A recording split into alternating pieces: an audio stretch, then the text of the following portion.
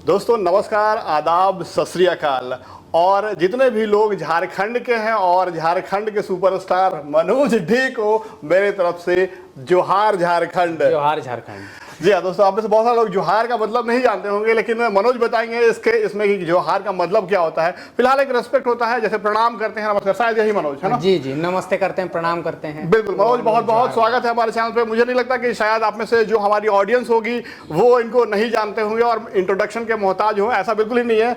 99% लोग एक्सपेक्ट करते हैं कि जानते होंगे, जो नहीं लग जानते हो उनको हम बताएंगे आगे कि ये मनोज डे चीज क्या है। ओके, शुरुआत करते हैं दोस्तों इसी नाम पे। सबसे पहले वीडियो को लाइक कीजिए ताकि मनोज डे का पहला आवाज आप सुन सके। मनोज, चलिए, बहुत सारे आपने इंट्रोडक्शन दिया है, बायोग्राफी आपका बहुत सारा वायरल है, पता नहीं क्या सच है क्या नहीं सच है। हमने मनोज डे से हुक कर करके 1-2 घंटे से बहुत सारे क्वेश्चन लाइनअप किए हैं जो कि शायद आप नहीं सुनेंगे, वो आपको यहाँ पे सुनने को मिलेगा। मनोज डे जैसा कि नाम है, नाम से मुझे लगता है कि मनोज आप झारखंड में तो रहते हैं, लेकिन शायद मुझे लगता है आप कहीं ना कहीं बंगाली फैमिली से बिलोंग करते हैं। क्या है आपका फैमिली बैकग्राउंड? दादाजी लोग कहाँ से थे, कैसे झारखंड में आए और क्या क्या परिस्थितियाँ थी, उस हिसाब से पिताजी ये सब चीज़ें किए? थोड़ा सा ब्रीफ बैकग्राउंड बताइएगा। तो सबसे पहले तो जितने भी ऑडियंस है, सर के ऑडियंस, उन लोगों को बताना चाहूँगा, मुझे काफ़ी ज़्यादा खुशी हो रहा है कि मैं सर के चैनल पर अभी हूँ, क्योंकि आज से 3 साल पहले मैं एक बार सर से आया था मिलने के लिए। तब अप्रॉक्स मेरे 400-500 के करीब सब्सक्राइबर्स था। बट आज मैं आया हूँ इस टाइम पे एक अच्छा खासा मुकाम हासिल करके, और सर मेरे लिए एक शुरू से इंस्पिरेशन रहे हैं। एज ए गुरु मैं मानता था, अभी भी मानता हूँ और फ्यूचर में भी मानता रहूँगा। ठीक है, और काफ़ी अच्छा लगा चैनल पर आकर, थैंक यू सर। एंड अभी मैं सर के यहाँ पे हूँ, ठीक है, बिहार आया हूँ। आप लोग का बिहारी जितने भी हैं, बिहार के रहने वाले, राम राम भैया बोल दीजिए। राम राम। और ठीक है, जोहार का मतलब बता दीजिए। जोहार का मतलब होता है दोस्तों जैसे कि प्रणाम करना, नमस्ते करना, जैसे हम लोग बोलते हैं, तो उसी को हम लोग झारखंडी भाषा में हम लोग बोलते हैं जोहार। ठीक है, जोहार झारखंड। झारखंड पूरा फेमस है, आप लोग पता ही होगा अगर झारखंड से कोई हो तो। अब रही बात सर का जो क्वेश्चन था कि हम बंगाली फैमिली से हैं कि नहीं, तो जी बिल्कुल, मैं एक बंगाली फैमिली से बिलोंग करता हूँ। मेरे घर पे जो कल्चर है वो बंगाली में ही हम लोग बात करते हैं। यहाँ तक कि मेरी मम्मी लोगों को, ये लोग को मतलब बंगला छोड़ के हिंदी वगैरह आता ही नहीं है बात करना, खास करके मम्मी को। और मेरे घर के जो मैक्सिमम फैमिली है, जैसे मेरे अंकल हो गए, पापा लोग हो गए, पढ़े लिखे बहुत कम है वो लोग। अच्छा। वो तो आगे आपका कुछ ऐसा सवाल अगर रहे तो इस पे एक्सप्लेन करेंगे, ठीक है। तो बात ये है कि जब मेरे पापा 14-15 साल के थे, तो अब मेरे पापा सबसे बड़े हैं, 4 भाई है मेरे पापा, तो सबसे बड़े मेरे पापा ही थे और वो 14-15 साल के ही थे। उसी टाइम क्या हुआ था कि दादाजी गए थे तालाब में सुबह के टाइम पे नहाने या फिर शायद से ब्रश वगैरह करने। तो क्या होता है, अचानक से कोई इंसिडेंट हो गया और वो डूब गए थे तालाब में डूब के ही उनका जो है देहांत हो गया उसी टाइम। तो पापा काफी छोटे थे, जब पापा ही 14-15 साल के थे तो चाचा लोग तो और भी छोटे थे। बिल्कुल। तो फिर प्रेशर आ गया घर पे, जो इनकम सोर्स था वो भी खत्म हो गया। मतलब दादाजी कमाते थे, अब नहीं रहे। तो पापा आपके बड़े थे, इसलिए रिस्पांसिबिलिटी आ गया। तब क्या हुआ कि पापा को जो है मेरी दादी कहीं से पता होता करके ये कर दी, मतलब एक साइकिल का दुकान में बोला कि यहाँ इसको रख लो, जो भी 500-1000 रुपया महीने में। अच्छा, दूसरे के साइकिल का दुकान में, हाँ, और दूसरे के साइकिल। घर चलाने के लिए पिताजी को वहाँ काम करना पड़ा कि मुझे एज ए स्टाफ, जैसे सामान ले आओ, उठा लो। बिल्कुल। तो वैसे करते करते जो है पापा वहाँ से ही साइकिल का काम धीरे धीरे सीख लिए, रिपेयरिंग। और फिर अपना दुकान भी खोले। अपना दुकान फिर धीरे धीरे जब है 4-5 साल तक, 4-5 साल दूसरे जगह में काम किए। फिर वहाँ से सारा साइकिल का रिपेयरिंग का जो काम वगैरह होता है वो सब सीख करके फिर अपना दुकान खोले थे, वो हमारे मेन मार्केट में। आपका जन्म हो गया था उस समय तक? हाँ, मेरा हो गया था। ओके। मैं बचपन से ही देखता आ रहा हूँ, पापा उसी टाइम से साइकिल रिपेयर करते हैं। और अभी उस टाइम काफ़ी अच्छा दुकान भी था हमारे मार्केट में, बट अभी तो खैर पापा नहीं करते हैं। ओके, बिल्कुल। चलिए, मनोज डे के बारे में ये बहुत जानते हो, सारे लोग जानते हो कि इनके पिताजी जो शुरुआत किए थे स्ट्रगलिंग लाइफ का और अपने परिवार का बोझ संभालते हुए साइकिल का रिपेयरिंग का, पंचर आप रिपेयर कर सकते हैं, वो करते हुए अपना फैमिली को चला रहे थे। मनोज का जन्म हुआ, मनोज उसके बाद एक सवाल पूछेंगे मनोज, साइकिल की दुकान पे आप कभी पंचर बनाए हैं? कभी पंचर बनाए आपको पिताजी बनाने के लिए दिए या नहीं, या फिर कभी बनाया या नहीं? तो होता ये है कि साइकिल का दुकान काफी अच्छा चलता था मेरे पापा का। तो क्या होता था कि भीड़ काफी रहता था, ठीक है, कस्टमर्स काफी लोग आते थे। तो पापा क्या करते, 12 घंटा मतलब दुकान खुला हुआ रहता दिन में। तो लंच टाइम पे एक बार खाना खाने के लिए घर हो जाते थे, घर नजदीक ही है, साइकिल से गए, खाकर आ गए, मतलब 30 मिनट्स का ब्रेक। तो उस टाइम क्या होता था कि मैं जाता था थोड़ा सा दुकान में बैठने के लिए कि मैं बैठता हूँ, आप जाके खा के आ जाइए। तो उस टाइम क्या होता था कि थोड़ा होता है क्यूरियोसिटी जागता है छोटा में बचपन में कि थोड़ा हम भी भी देखे कैसे वो टायर खुलता है, कैसे जो है उसमें पंचर कैसे मतलब घिसता, कैसे बनेगा, चिपकेगा, तो वो सब मैं ट्राई करने की कोशिश करता था। तो पापा हमेशा से बोलते थे जब भी देखें कि मुझे हमेशा से बचपन से ही मना करते थे कि जो भी हो जाए ये काम तुमको नहीं करना है, भले तुम इससे भी मतलब कि लो कैटेगरी का कोई काम कर लो, बट साइकिल रिपेयरिंग वाला काम हम तुमको नहीं करना है। हाँ, पंचर नहीं बनाने देंगे। ओके, ये बचपन से ही वो बोलते थे। एक इमोशनल चीज इसमें जुड़ा हुआ है। और क्या रीजन आप बताए तो जाहिर सी बात है नहीं होंगे कि ये क्यों हम बोल रहे हैं, लेकिन आपको क्या लगा, आप बड़े हो गए, आपको क्या लगा पता कि चला, क्यों ऐसा बोल रहे हैं? बाद में पता चला, पापा को मैं बोलता था तो पापा बोलते थे कि ये काम सही अच्छा नहीं है, ये काम सबसे घटिया काम है, ऐसे बोलते थे। क्यों? जबकि कोई घटिया काम नहीं होता है। बिल्कुल। तो पापा का कहना मतलब आज मुझे समझ में आ रहा है ये चीज़, ये इसलिए बोलते थे कि देखिएगा कि मैक्सिमम टाइम पे होता है लोग क्या करते हैं किसी को नीचा दिखाने के लिए। हाँ। जैसे बोलेगा कि तू तो पंचर बनाने वाला है। हाँ। तो कोई बोल देता तू तो मोची है। कोई बोलता कोई चमार है, मतलब किसी का कास्ट को लेकर के, किसी का प्रोफेशन को लेकर के नीचा दिखाने वाला भारत में हम लोग का ये संस्कृति चलता आ रहा है। ठीक है, जबकि किसी के कास्ट को लेकर के कुछ नहीं बोलना चाहिए, किसी का प्रोफेशन को लेकर के कुछ नहीं बोलना चाहिए। कोई भी काम छोटा नहीं होता, हमें बचपन से सीखने को मिला। एट द एंड हम लोग एक इंसान है और इसके अलावा कुछ भी नहीं है। एग्जैक्टली, सभी को ये चीज सीखना चाहिए और कभी भी भेदभाव वगैरह नहीं करना चाहिए। मे बी लोग अलग अलग तरीके के, आपके पिता के साथ जी के साथ कुछ ऐसा गुजरा होगा इंसिडेंट जिस वजह से वो नहीं चाहते होंगे मेरा बेटा ये चीज करे, मजबूरी भी जो हम किए। जी सर। ओके, तो गुड मनोज। ओके, उसके बाद सब जिंदगी सही चलने लगी मनोज और मनोज के फैमिली का उसी साइकिल दुकान से। मनोज ये बताइए, पढ़ाई लिखाई आपने कहाँ से किया और कहाँ तक पढ़े हैं आप? तो पढ़ाई तो मेरा सर, जो मैं गांव में जिस गांव से बिलोंग करता हूँ वहीं पे सरकारी स्कूल से ही मेरा हुआ है 1 to 10th तक। उसके बाद फिर जो इंटरमीडिएट है वो मैंने एक सरकारी कॉलेज से ही कंप्लीट किया। ओके, ठीक है, बाकी कुछ ये ट्यूशन करता था, घर में एक आते थे टीचर, ट्यूशन करवा के चले जाते थे। सरकारी स्कूल में वैसे भी हमारे यहाँ पढ़ाई वगैरह अच्छा नहीं होता है। शायद मेरे ही यहाँ नहीं, ये सारे ऑल ओवर इंडिया में ही हो सकता है। सरकारी स्कूल में, गवर्नमेंट स्कूल में थोड़ा होता है, स्टडी वगैरह उतना कुछ खास नहीं होता है। बिल्कुल बिल्कुल।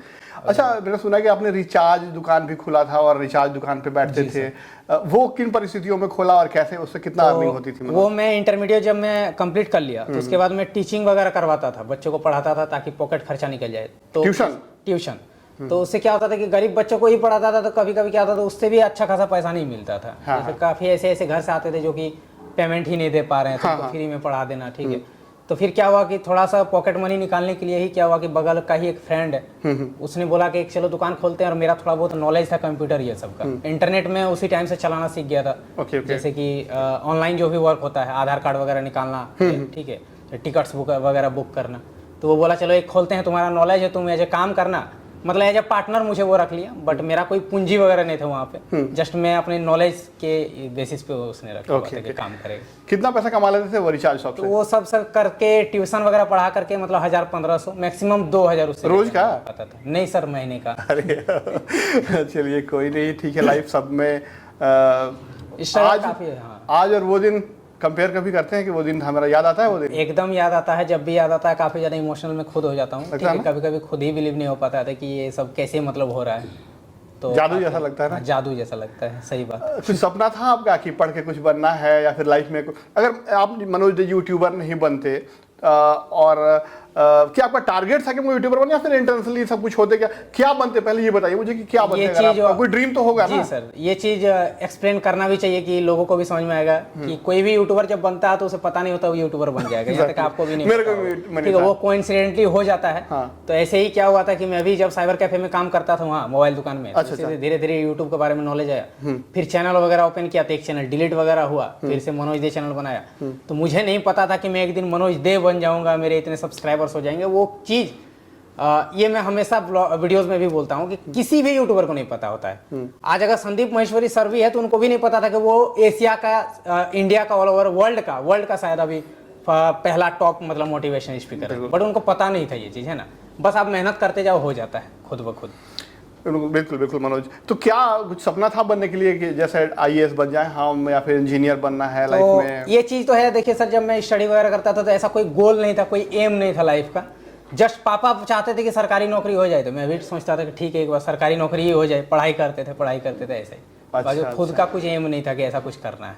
इस सफ़र में चल रहे थे, यूट्यूब का अपना चैनल बनाए थे, इससे पहले टेक्निकल मनोज नाम से शायद चैनल बनाया था, और जब वीडियोस बनाते थे आप तो आपके पिताजी, जैसे हम लोगों के आमतौर पे घर में लोग पिताजी सपोर्ट नहीं करते हैं कि नहीं वीडियोस नहीं बनाओ और तुम कुछ अच्छा पढ़ाई करो, तैयारी करो, ये बेकार का काम होता है। पिताजी सपोर्ट करते थे या डिफेंड करते, अपोज करते थे कि ये सब मत करो? तो इसमें तो आपको पता ही होगा, जैसा कि आपका घर का सीन है वैसे ही मेरे घर का भी सीन था। नहीं मतलब आज बहुत सारे लोग जो यूट्यूबर्स आते हैं जो मतलब थोड़ा हाई फैमिली से हैं, उन लोगों को सपोर्ट करते हैं लोग। बहुत से लोग बोले कि मेरे घर से पिताजी हमारे पैसे तो देते थे। देखिए सर, इस पे हम लोग क्या बिहार में ऐसा नहीं है। बिहार इस पे मुझे ऐसा लगता है कि जिनके फैमिली सपोर्ट करते हैं या तो वो एजुकेटेड होंगे, उनको ये चीज़ सब चीज़ों के बारे में अभी पता चल चुका होगा कि हाँ इस पे भी जो है स्कोप काफ़ी अच्छा है, लड़का बहुत कुछ अच्छा कर सकता है, या फिर उनका फैमिली बैकग्राउंड काफी अच्छा हो। हाँ। हमारा फैमिली बैकग्राउंड वैसा नहीं है। आपके पिताजी क्या बोलते थे करने के लिए यूट्यूब? नहीं, पिताजी वो चीज़ तो कभी सपोर्ट करते ही नहीं। इसी वजह से क्या है कि मैं घर पे बोलता ही नहीं था कि मैं यूट्यूब वगैरह करता हूँ। जो चीज़ आपके साथ भी शायद मेरे साथ करता है। सेम। मैं वीडियो ऐसे टाइम पे बनाता था जब लंच टाइम होता था, तो सब कोई खाना वाना खाने किचन में जाया करते थे। उस टाइम में क्या करता था, एक सीढ़ी का कोना है, वो मेरे ऑडियंस को पता होगा, वहां पर जाकर के छिप के 10-15 मिनट में वीडियो बना करके निकल लेता था, एडिट वगैरह करके डाल देता था। अब जो पहला चैनल था आपका टेक्निकल मनोज, इस पर कितने साल काम किए थे आप? उसमें 1.5-2 साल हो गया था सर। पैसा सा मिला था कुछ? उसमें पैसा आने वाला था, $80 के अप्रोक्स हो गया था। उसी टाइम मेरा एडसेंस डिसेबल हो गया था। वो मन तो दुखी हुआ होगा काफी? बहुत ज्यादा सैड था। ठीक है, हिम्मत फिर कैसा जुड़ा है दूसरा? एक टाइम तो मैं सोचा था कि मेरे शायद से ये लक में ही नहीं है, मेरा से यूट्यूब वगैरह होगा नहीं। तो फिर क्या हुआ, ये भी एक इंसिडेंट मैं आपको बता देता। जब मेरा ये एडसेंस डिसेबल्ड हो गया तो उस टाइम 2-3 यूट्यूबर्स का एडसेंस डिसेबल्ड हुआ था जिनका 4-5 हज़ार करके सब्सक्राइबर था, और उन लोगों से मेरा बातचीत होता था। मेरा भी 5 हज़ार के करीब था, उनका भी 5 हज़ार था। तो आपका मैं काफ़ी वीडियो देखता था, वो लोग भी देखते थे। उस टाइम से भी आपको सबको ही फॉलो करते थे उस टाइम। तो मैंने एक वीडियो भी डाला हुआ था मेरे टेक्निकल मनोज चैनल पर कि धर्मेंद्र सर प्लीज हेल्प, इस तरह करके अभी भी वीडियो मेरे चैनल पर पड़ा हुआ होगा। ठीक है, कि सर देखिए क्या हो गया, हमारे चैनल को सपोर्ट कीजिए, हेल्प कीजिए। लेकिन उस टाइम पता नहीं था कि धर्मेंद्र सर भी कुछ नहीं कर सकते हैं। यूट्यूब का मतलब खुद नहीं जानता वो कब क्या करता है। इनवैलिड क्लिक एक बहुत बड़ा प्रॉब्लम था उस टाइम। अभी ये सब चीजें नहीं हो रही है इनवैलिड क्लिक। तो जब वो इनवैलिड क्लिक की वजह से एडसेंस डिसेबल्ड हुआ तो एक टाइम के लिए मुझे लगा कि मैं नहीं कर पाऊंगा यूट्यूब वगैरह। मैंने छोड़ भी दिया था 1-1.5 महीने के लिए। उसके बाद होता ना, एक आदत सी लग जाती है। आप जब वीडियो बनाते हैं, बिल्कुल, अगर आपको ये चीज अभी रोक दिया जाए 1 सप्ताह के लिए, तो आपको 8वें दिन में ही अकबकी टाइप का लगेगा कि कुछ तो मेरे लाइफ में है जो सेटिस्फेक्शन नहीं मिल पा रहा, फुलफिल नहीं हो रहा, एक वीडियो बनाना जरूरी है। तो बस इसीलिए चैनल फिर से ओपन कर लिया था। ओके। अच्छा मनोज, दूसरा जो चैनल जो मतलब अभी चैनल है मनोज डे, इस पे जब काम करने लगे तो कब पहला पेमेंट मिला था आपको? इस पे सर कितने पेमेंट 8-9 महीने के अंदर में आ गया था। ओके, मतलब 2 साल उधर गया, फिर 1 साल लगा, 3 साल स्ट्रगल आपने किया। हाँ। सोचिए दोस्तों कितना स्ट्रगल करना पड़ता है और पेशेंस रखना पड़ता है, फिर भी काम करते रहना था। चैनल सस्पेंड हो जाता है, दुख भी होता है, मेहनत बर्बाद होता है, फिर भी लोग काम करते हैं। सीखिए मनोज से कुछ। और मनोज इतनी विपरीत परिस्थितियों में होने के बावजूद भी ये चीज़ें करते रहे, लड़ते रहे और फाइनली सक्सेस आज मिला। मनोज आज जहाँ पे भी है वो बहुत एक प्राउड प्लेस है, आप जहाँ एग्जिस्ट करते हैं इंटरनेट की दुनिया में। और एक चीज़ मैं आपसे पूछना चाहूँगा कि ठीक है आपने काफ़ी अच्छा मकाम हासिल किया, कभी डर नहीं लगता है कि ये सब चीज़ें खो जाएंगी या फिर कहीं ऐसा ना हो कि डाउनफॉल देखना पड़े ये चीज़ें? यूट्यूब तो एक टाइम मुझे ऐसा लगता था, ऐसे अगर मैं 2 साल पहले बताऊं तो उस टाइम ऐसा फील होता था कि यूट्यूब वगैरह अगर चैनल मान लीजिए डिलीट ही हो गया, यूट्यूब ही बैन हो गया, तो लाइफ में क्या करें। बट अब मुझे ऐसा लगता है कि अब अगर ऐसा कुछ होता है तो मुझे प्रॉब्लम जहाँ तक है कि नहीं होगा। रीज़न सर ये है कि मैं जिस जगह से बिलोंग करता हूँ वो मेरा धनबाद डिस्ट्रिक्ट पड़ता है, झारखंड स्टेट है। तो वहाँ से जो है यूट्यूबर बहुत कम है। बिहार में आज के डेट में काफ़ी यूट्यूबर है, बट झारखंड में अभी भी अगर नाम में फेम में बोलोगे तो 2-4 ही है मुझे छोड़ करके। तो क्या हुआ है कि धनबाद के जितने भी अभी आजकल के जो अच्छे जो बिजनेसमैन है ये लेकर, वो लोग से भी मेरा काफ़ी अच्छा फ्रेंडशिप टाइप का हो गया है। तो सब ऐसा बोलता है कि कोई टेंशन लेने की जरूरत है नहीं, जब पैसा कुछ होगा तो हम लोग हैं। बैकअप मनोज ने बना लिया है कि कुछ भी हो जाए लाइफ में। और धीरे धीरे अभी ऑफलाइन मार्केट में भी उतरने का मैं सोच ही रहा हूँ। ठीक है, वो सारा ऑडियंस को धीरे धीरे पता चलेगा। ऑब्वियसली हर के लाइफ में मनोज यही होता है कि अप डाउन आते रहते हैं, जिंदगी है। और इंसान वही होता है जो विपरीत परिस्थितियों में लड़ते रहे। मनोज आपको यूट्यूब पे काम करते हुए बहुत साल हो गए, आई थिंक 3-4 साल तो हो गए ना? हाँ, और 2016 से सर काफी चैनल पे 5-6 साल। तो आपको यूट्यूब ने कभी अपने ऑफिशियल हैंडल पे फीचर किया आज तक से? आज तक नहीं सर। क्यों नहीं किया? मुझे बहुत आश्चर्य लगता है ये चीज़।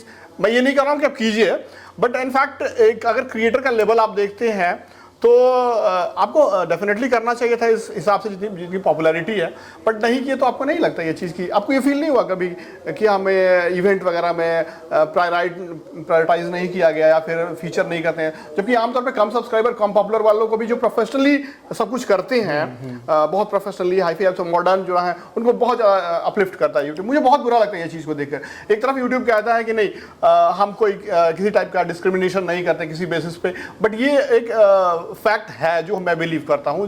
बाकी आपका क्या राय है, आप दर्ज मनोज इस पे क्या करना है आपका? तो इस पे मैं हमेशा सर बात करते रहता हूँ अपने इंस्टाग्राम पे, कभी मैंने वीडियो बना करके नहीं बोला, इंस्टाग्राम स्टोरी वगैरह लगाता रहता हूँ। ये चीज़ मैंने खुद भी रियलाइज़ किया है कि ये चीज़ अगर मैं क्लियरली बोलूँ तो कुछ यूट्यूबर्स का एक कम्युनिटी है, देखिएगा कि हमेशा जैसे उसका हो रहा है तो इसका भी पोस्ट हो रहा है, इसका लेकर के बात हो रहा है तो उसका भी लेकर के बात हो रहा है, और वो कम्युनिटी बिल्ड हम लोग नहीं कर पाते हैं क्योंकि हम लोग एक गांव से बिलोंग करते हैं और घर द्वार छोड़ करके हम लोग बाहर शिफ्ट भी नहीं हो सकते। मुझे ऐसा लगता है कि अगर मैं दिल्ली शिफ्ट हो जाऊं और सारे यूट्यूबर्स के साथ फ्रेंडशिप हो जाए, उन लोगों के साथ आप उठना बैठना शुरू कर दो, आपका भी यूट्यूब पोस्ट करना शुरू कर देगा। अच्छा। ये चीज़ मैंने नोटिस किया है, बट हमारा इसलिए ही नहीं हो पाता है, शायद से हम लोग थोड़ा सा झारखंड से हैं, बिहार से हैं, लेकिन ये चीज़ कहीं ना कहीं भेदभाव यूट्यूब खुद करता है, जैसा कि आपने बोला भेदभाव तो करता है। यहाँ तक कि सर आज तक मेरे कोई भी चैनल का एक भी वीडियो ट्रेंडिंग में नहीं गया, जबकि वीडियो मेरा ऐसे वीडियो है जो कि एक दिन में 24 घंटे में मिलियन व्यूज भी पा रहे हैं। क्लिक थ्रू रेट 20% से भी ज़्यादा है, 50% से ज़्यादा वॉच टाइम है, लेकिन फिर भी ट्रेंडिंग में नहीं है। और कोई चैनल देखिएगा जो थोड़ा नाम है जिनका, जैसे जिनका रेगुलर पोस्ट होता है, ट्रेंडिंग में आता है, उनका तो 1-2 लाख व्यूज आता है 24 घंटे में ट्रेंडिंग में आ गया। ये चीज़ होता है, पता नहीं यूट्यूब का क्या सीन है। बिल्कुल बिल्कुल। तो इसे इम्प्रोवाइज करना चाहिए, मुझे वर्क करना चाहिए, ध्यान देना चाहिए यूट्यूब को। खैर एनीहाउ कोई बात नहीं है। अगला सवाल जो मनोज मेरा आपसे है कि एक चीज़ मुझे बहुत अच्छा लगा, संदीप माहेश्वरी ने आपको रिकॉग्नाइज किया और बुलाया, और ये चीज़ मैंने नहीं देखा, चाहे वो किसी भी सब्सक्राइबर बेस का बंदा हो, अगर उन्होंने किया है, उनको लगता है टीम को उनको लगा तो बहुत खुशी हुआ मुझे, आपको बुलाया गया। फिर बहुत से और क्रिएटर्स को बुलाया गया है, चाहे वो कैसे भी हो बुला रहे हैं वो, और उससे हम ट्रीट कर रहे हैं, तो दैट इज ग्रेट, है ना। बहुत अच्छा लगा। हाँ। कैसा लगा मनोज वहाँ पे? बहुत अच्छा एक्सपीरियंस था, उनके साथ मिलके काफी अच्छा लगा, है ना। और ये चीज आप सही बोलेगे, वो भेदभाव नहीं कर रहे हैं, अगर ऐसा होता तो शायद वो भी मुझे नहीं बुलाते, वही कि गांव से है क्या उनको बुलाना, ठीक है। एक ना लेवल लग रहा है ना लोग, जैसे टियर टाइप का हो रहा है कि टियर 1 टियर 2 जैसे, हाँ सही बात, क्लास होता है ना, वो क्लास में डिस्ट्रीब्यूट हो गया पूरा यूट्यूब, ये लगता है ये नहीं होना चाहिए था, ये नहीं होना, है ना, तब जाके एक यूनिटी होता थोड़ा बढ़िया सा, है ना। लोग कटे रह जा रहे हैं, अलग रह जा रहे हैं, है ना। ओके मनोज, एक बहुत इंपॉर्टेंट सवाल, खास करके बहुत सारे लोग जो आपको देखते हैं और जो आपको देख के इंस्पिरेशन समझते हैं, वो उनका एक इम्पॉर्टेंट सवाल होता है कि मनोज जी कितना कमाते होंगे। ये एक मिस्ट्री है ना। चाहे मैंने बताया अपने एक्सपीरियंस के बेसिस पे, चाहे जो लोग भी वीडियोस, लाखों वीडियोस मिल जाएंगे, कुछ लोग बोलते हैं कि लाखों में, करोड़ों में, तो व्हाट इज द रियलिटी? अगर आप ऑडियंस को एक हिंट देना चाहते हैं, मैं ये बोल रहा हूँ कि आप ओपनली कुछ बताइए, ऑब्वियसली बात है ये चीज़ डिस्क्लोज करना तब सही चीज़ नहीं होता है, सोशली अगर देखा जाए तो, जो जैसा जमाना है आजकल, खास करके हम लोग बिहार झारखंड में, बट स्टिल अगर आप एक इंस्पिरेशन के तौर पर कुछ बताना चाहेंगे तो बताएं प्लीज। तो मेरे लेकर के सब देखिए डिस्कशन तो काफ़ी चलता है आपस में ही, ठीक है, कि मनोज दे जो है 10 लाख रुपया महीना कमाता है, 20 लाख कमाता है, कोई तो बोलता है करोड़ रुपया कमा लेता है, ऐसा भी बात चलता है। तो क्या है कि सब कोई क्या होता है कि इनकम के पीछे तो चलता है, मतलब इनकम कितना होता है वो देखता है, बट खर्चा कितना हो रहा है वो चीज़ कोई नहीं देखता। Exactly. ये चीज़ देखना पड़ेगा। एक टाइम था कि लाइफ कुछ अलग था, आज के डेट पे लाइफ अलग है, आज खर्चा भी तो 10 गुना ज़्यादा बढ़ चुका है आज के डेट पे। पहले क्या था कि साइकिल से ही मैं कहीं भी चला जाता था, अभी उसी जगह को आज के डेट में मैं 4 व्हीलर से जा रहा हूँ, तो जहाँ पर साइकिल में 1 भी रुपया खर्चा नहीं होता था, या फिर बाइक से जाता था जहाँ 50 रुपये का तेल जाता था, वहाँ 500 का तेल जल रहा है 4 व्हीलर में। तो खर्चा भी काफ़ी बढ़ जाता है जब आप सोशल मीडिया पर आते हैं, थोड़ा सा स्टेटस मेंटेन करने के लिए, ठीक है। जैसे कि iPhone 13 Pro Max मेरे पास था, अब 14 Pro Max में ऐसा कोई डिफरेंस नहीं है, फिर भी लेना पड़ता है, क्यों कि नहीं ट्रेंड में रहना है। लोगों को ऐसा लगना चाहिए कि हाँ मनोज देव भी ट्रेंड में ही रहता है, सारे बड़े बड़े यूट्यूबर्स के पास जब इसके फ़ोन है तो मनोज देव के पास भी वो फ़ोन है, जबकि ऐसा कुछ डिफरेंसेस मुझे ज़्यादा नहीं लगता। तो इनकम जितना है उससे ज़्यादा तो मुझे ऐसा लगता है खर्चा है, गाड़ी संभालो, उसका फिर पेट्रोल भरवाओ, तो घर का ये करो वो करो। बट हाँ इनकम इतना हो जाता है यूट्यूब के फील्ड से, ऑनलाइन फील्ड से सर, कि काफ़ी अच्छा भी लाइफस्टाइल चल रहा है, ठीक है, अच्छा खान पान हो गया, फैमिली भी आज के डेट पे मेरे अच्छे से रह रहे हैं, एक अच्छा घर भी बना रहा हूँ, कार वगैरह सब कुछ ले ही लिया है, किसी चीज़ की कमी नहीं है आज की डेट पे, तो काफ़ी अच्छा खासा इनकम हो जाता है। मनोज, हमको याद है पिछली बार जब आप 3 साल पहले आए थे तो हम लोग डिस्कस किए थे एक चीज़ हमने पूछा कि मनोज आप स्पॉन्सरशिप का कितना चार्ज करते हैं। हम बोले कि हम मनोज तो 10,000 रुपये लेते हैं, कोई भी जो इंटीग्रेटेड वीडियो करते हैं उसमें 10,000 रुपये हम चार्ज करते थे उस समय 3 साल पहले।